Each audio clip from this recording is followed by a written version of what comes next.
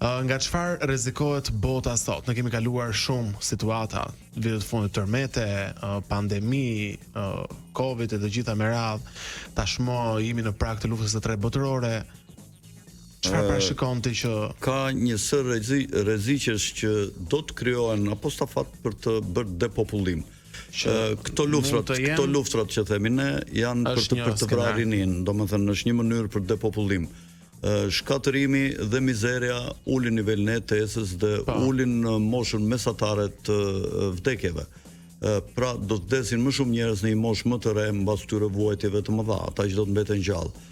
Rreziku tjetër është nga uria, sepse duke u bërë këto luftra bllokohen burimet energjetike.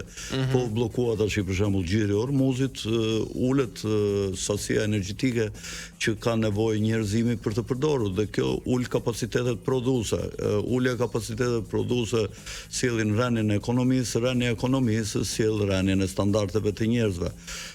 Uria, duke u zhvilluar luftra në vende ku janë fusha që mbillen me drithra pafund, siç është aty ku po zhvillohet lufta Rusi-Ukrainë, dikur mbilleshe 30% e prodhimit botëror të grurit në botë. Kjo shkakton sigurisht rritjen 30% të urisë shumë njerëzve që blinin grurin nga këto territore. Dhe e katra dhe jo më e parëndësishmja është shkaktimi i plandemive të tjera që kanë ndërmend të bëjë organizata botërore e shëndetësisë dhe këta synojnë në fund të futin paranë elektronike qysh vitin që vjen. Dhe do thonë që paraja do zhdukin keshin, pra do synojnë të bëjnë këto, po do zhdukin keshin, paranë e prekshme dhe paraja do t'jetë elektronike, numra në një kompjuter qendror të bankave qendrore.